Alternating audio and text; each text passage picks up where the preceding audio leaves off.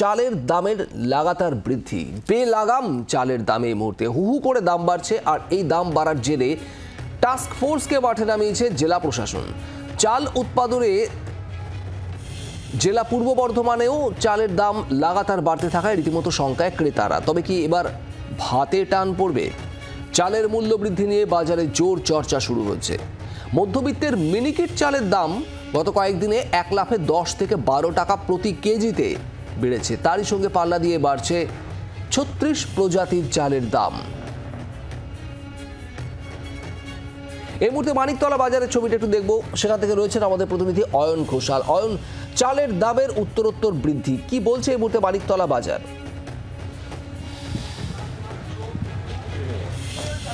চালের দাম যেভাবে বেড়েছে তাতে শুধুমাত্র যে দামি চালের দাম বেড়েছে এমনটা নয়, কারণ দামি চাল পশ্চিমবঙ্গের বুকে বড়জোর 15 থেকে 17% মানুষ তারা কেনেন এবং তারা খান। কিন্তু সমস্যা বাড়িয়েছে, মধ্যবিত্তের কপালে চিন্তার ভাঁজ ফেলেছে এমন কিছু চালের দাম যে চালগুলো কিন্তু একেবারে নিম্নবিত্ত মধ্যবিত্ত মানুষের দৈনিক আহার্য। উদাহরণস্বরূপ বলা যায় যে দামি চাল যদি বাদও দেওয়া যায় তাহলেও মিনিকিট চাল সেটা খুচরো বাজারে 50 টাকায় বিক্রি হচ্ছিল, মিনিকিট এখন 60, কোথাও কোথাও মিনিকিট 62। আবার রত্না 65, সেটার দাম 43 টাকা থেকে বেড়ে 50। বাঁশকাঠি চাল সাধারণত একটু উচ্চ মধ্যবিত্ত মানুষ তারা খেয়ে থাকেন, সেই বাঁশকাঠি চালের দাম এই মুহূর্তে বেড়ে 72 টাকা। এবং তার থেকেও যেটা গুরুত্বপূর্ণ বিষয়, একেবারে সস্তার চাল অর্থাৎ স্বর্ণলঘু চাল, সেই স্বর্ণলঘু চাল 30 টাকা দাম ছিল, সেটা বেড়ে এখন 38 বা 40-এর কোঠায়।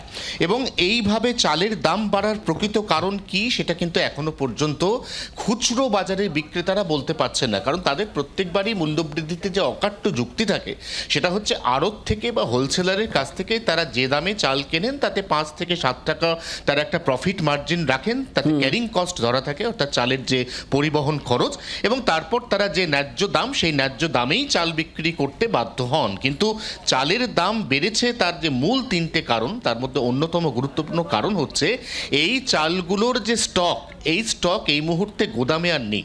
এই স্টক সামান্য পড়ে আছে কৃষকের কাছে, কারণ এই চালগুলির উৎপাদন মরশুম প্রায় শেষের পথে। ফেব্রুয়ারির শেষে এই চালগুলির উৎপাদন মরশুম শেষ, মার্চে নতুন করে চাল উৎপন্ন হবে, তা এপ্রিল মাসের মাঝামাঝি বাজারে আসবে এবং তারপর এপ্রিল মাস থেকে এই বেড়ে যাওয়া চালের দাম কিছুটা নিয়ন্ত্রণের মধ্যে আসবে বলে ওয়াকিবহাল মহল আশা প্রকাশ করছে। শুভদীপ, সঙ্গে থাকো অয়ন।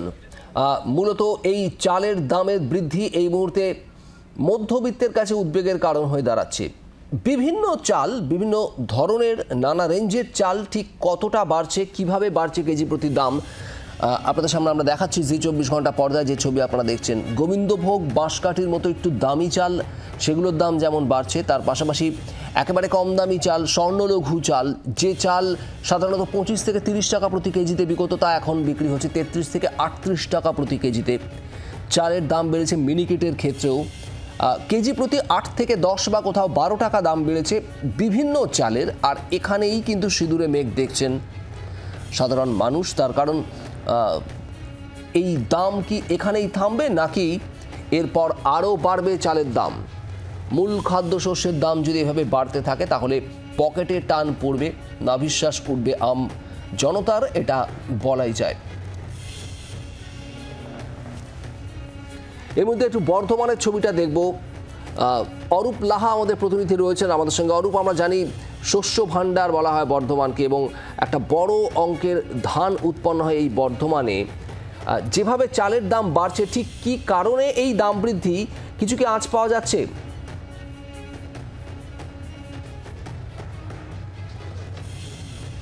দেখো শুভদীপ, শুধুমাত্র রাজ্য নয়, গোটা দেশের ক্ষেত্রেই বলা যেতে পারে পশ্চিমবঙ্গ পূর্ব বর্ধমান জেলা ধান উৎপাদনে একটা বড় জায়গা দখল করে রেখেছে। এবং শুধুমাত্র রাজ্যে নয়, গোটা দেশই চালের যোগান দেয় এই পূর্ব বর্ধমান জেলা। পূর্ব বর্ধমান জেলাতে প্রায় 400-র মতো রাইস মিল আছে, যা গোটা দেশে তো বটেই, রাজ্যেও নেই।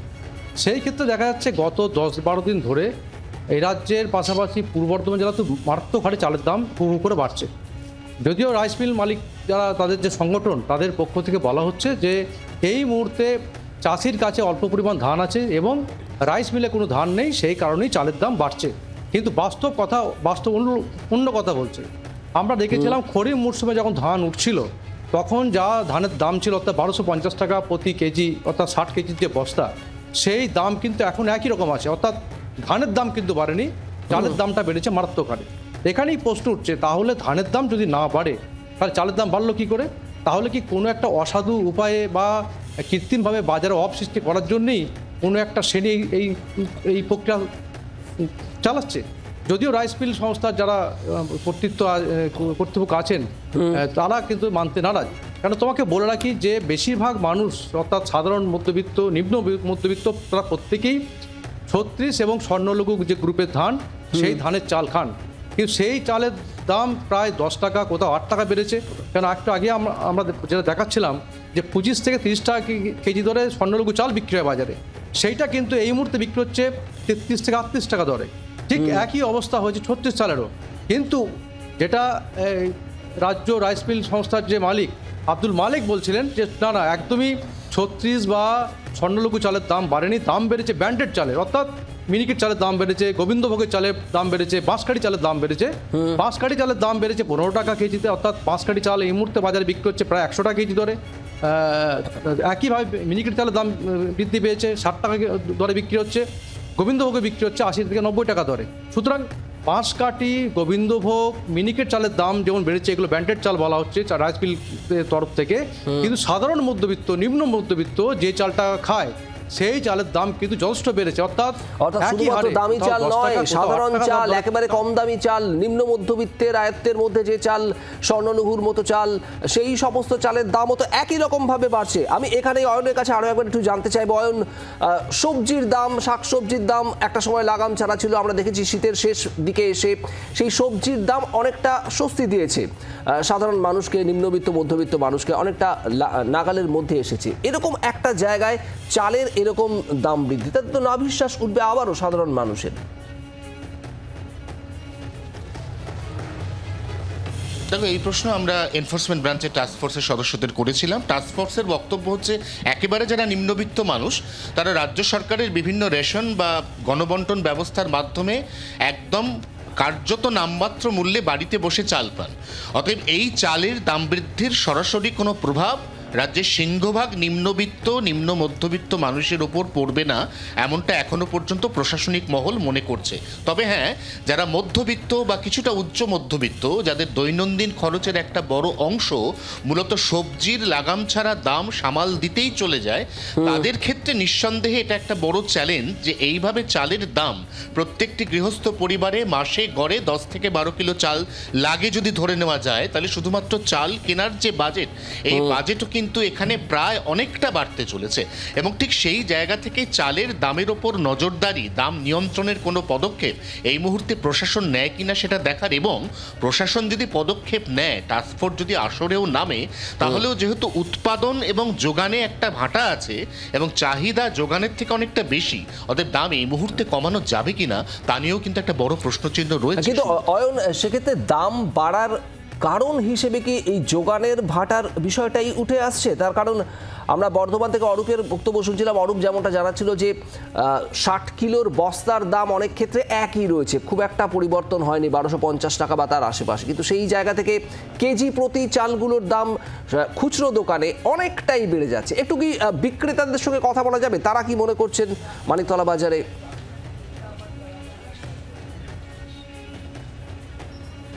অবশ্যই বিক্রেতাদের সঙ্গে কথা বলা যাবে। আমি আপনাকে জিজ্ঞাসা করব যে এই যে হঠাৎ করে দামটা বেড়ে গেল, যেখান থেকে আপনারা চাল নেন, নিশ্চয়ই আপনারা তাদেরকেও জানতে চান, কারণ পাবলিক তো আপনাদের ধরে, কাস্টমার আপনাকে এসে জিজ্ঞাসা করে কেন দাম বাড়লো, ওরা দাম বাড়ার কি কারণ? ওরা বলছে কি যে মাল আসছে ও মাল বাইরে চলে যাচ্ছে, ওই জন্য দাম বাড়ছে। মানে আমার রাজ্যে তৈরি হওয়া আমার চাল বাইরে যাচ্ছে, সেজন্য দাম বাড়ছে। আচ্ছা, দাম কমবে কবে, বা আপনার কাছে আবার কবে প্রচুর স্টক চলে আসবে, এই নিয়ে কিছু বলেছে কি এখনো পর্যন্ত? না, দেখো পরিষ্কার, আমি যেটা এক্ষুনি বলতে চাইছিলাম যে পশ্চিমবঙ্গ চাল উৎপাদনে স্বনির্ভর তো বটেই, পশ্চিমবঙ্গের চাল গুণমানের সেরা হওয়াতে দেশের বিভিন্ন প্রান্তে এমনকি একাধিক বিদেশেও রপ্তানি করা হয়। এক্ষেত্রে যখন রপ্তানি প্রচুর চাল হয়ে গিয়েছে তখন এই মুহূর্তে কিন্তু স্টকে অর্থাৎ গোডাউন সেখানে খুব বেশি চাল পড়ে নেই, এবং যেহেতু এখনো পর্যন্ত খুব বেশি চাল গোডাউনে নেই, অতএব এই যে ঘাটতি, এই ঘাটতি পূরণের ক্ষেত্রে কিন্তু অপেক্ষা করতে হবে নতুন চাল উৎপাদন, এবং সেটা কিষাণ মান্ডি হয়ে একেবারে সরাসরি যে যারা স্টকিস্ট তাদের কাছে আসা। এবং এক্ষেত্রে রাইস মিলে যতক্ষণ না পর্যন্ত পর্যাপ্ত চালের যোগান আসছে ততক্ষণ পর্যন্ত এই যে মূল্য বৃদ্ধির যে চোখ রাঙানি, এই চোখ রাঙানি ঠেকানো যাবে না বলেই ওয়াকিবহাল মহল মনে করছে। এক্ষেত্রে অবশ্যই দেখতে হবে যে এই দাম এই পর্যন্ত বেড়েই মধ্যবিত্তকে কিছুটা আশঙ্কিত রাখবে নাকি এই দাম কি এখানেই থামবে নাকি এরপর আরো বাড়বে, এবং সেটা যদি হয় সেক্ষেত্রে তো সমস্যা একেবারে অনেকটাই বেড়ে যাবে, এটা বলাই যায়। আমি এখানে অরূপের কাছে আরো একবার যাবো। অরূপ, যেমনটা তুমি বলছিলে যে পূর্ব বর্ধমান গোটা দেশের মধ্যেই ধান উৎপাদনে একটা শীর্ষ জায়গা দখল করে থাকে এবং বর্ধমানের চাল নানা জায়গায় পৌঁছয়। তোমার কাছ থেকে আমি আরো একটু জানতে চাইবো যে এই দাম বৃদ্ধির মূল কারণটা ঠিক কি হতে পারে?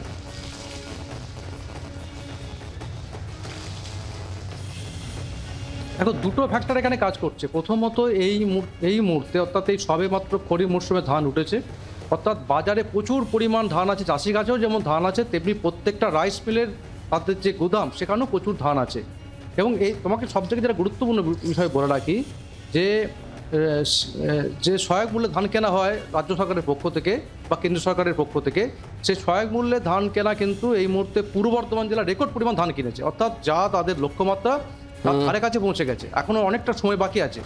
এবং রাইস মিলের ধান প্রচুর পরিমাণ স্টক আছে, চাষির কাছেও স্টক আছে। তাহলে এবং সেই কারণেই কিন্তু ধানের দাম বাড়ছে না, অর্থাৎ স্বর্ণ লঘু ধান বিক্রি হচ্ছে 1250 টাকা, অর্থাৎ এক প্যাকেট ধানের দাম 1250 টাকা, যার ওজন 60 কেজি। সেই অবস্থায় চাষির ধানের দাম বৃদ্ধি পায়নি, অথচ গত 15 দিনে হঠাৎ করে চালের দাম বৃদ্ধি পেয়েছে। আমি ধরলাম যে ব্যান্ডেড চালের দামের চাহিদা আছে, সেই তুলনায় যোগান কম আছে, কিন্তু বর্তমানে দক্ষিণ দামোদর যে এলাকা অর্থাৎ জামালপুর, রায়না, খণ্ডকোট, এই যে বিশাল এখানে চাল উৎপাদন হয় এই বিশাল এলাকা জুড়ে, সেখানে কিন্তু ধানের দাম বাড়েনি। অর্থাৎ মিনিকেট যে ধান, গোবিন্দভোগ যে ধান, বাঁশকাঠি যদিও আমাদের জেলায় সেরকম উৎপাদন হয় না, এই ধানের দাম বাড়েনি, অত চালের দাম বাড়ছে। এবং এই চালের দাম বাড়ার ধানের দাম বাড়েনি কিন্তু চালের দাম বাড়ছে, ঠিক কি কারণে? এবং এখানেই একটা বড়সড় প্রশ্ন থেকেই যাচ্ছে। অরূপ, অয়ন, তোমাদের দুজনকে অনেক ধন্যবাদ। দাম বাড়ছে এটা বাস্তব, এবং কেজি প্রতি 8-10 থেকে 12 টাকা পর্যন্ত চালের দাম বেড়েছে খুচরো বাজারে, আর যার প্রভাব পড়ছে একেবারে সরাসরি আম জনতার মধ্যে, যাদের মূল খাদ্যশস্যই হচ্ছে এই চাল, তারা সমস্যায় তো পড়ছেনই। কিন্তু এখানে এই প্রশ্ন থেকে যাচ্ছে যে দামটা কেন বাড়ছে এবং এই দাম বৃদ্ধি আর কতদিন চলবে, এরপর কি আরও বাড়বে দাম? বড় প্রশ্নটা থেকেই যাচ্ছে। সাধারণ ক্রেতা, সাধারণ মানুষ তারা কি বলছেন শোনাবো। 8 টাকা, 10 টাকা, 15 টাকা সব চালের দাম বাড়া, সব চাল স্টক করে রেখে দিচ্ছে, সব সিন্ডিকেট করছে চালের মধ্যে। কিছুদিন আগে আমি কিনেছিলাম 45 থেকে 48 টাকায়, আজকে দেখছি সেই চাল 60 টাকা। বর্ধমানে চালের দাম এত বেশি, তাহলে বাইরে কি অবস্থা? বাঙালির প্রধান খাদ্য ভাত, এবার এইটাই যদি না পায় তাহলে মানুষ কি খাবে? চরম সমস্যা। এটা নিশ্চয়ই একটা কোনো কিছু কনস্পিরেসি চলছে আবার যতদূর সম্ভব। এটা কৃত্রিমভাবে স্টক করে রাখা হচ্ছে, তো তৈরি করা জিনিস। আকাশ ছোঁয়া, প্রতিটা চালে কেজিতে 8 টাকা 10 টাকা করে বাড়া। আমি মিনিকেট হাস্কিংটা কিনলাম 56 টাকা কিলো, আগে 50 টাকা ছিল, 48 টাকা ছিল, এখন সেটা 56 টাকা। উপায় নেই, খেতে হবে, দাম বাড়লেও খেতে হবে, পরিমাণে কম খেতে হবে।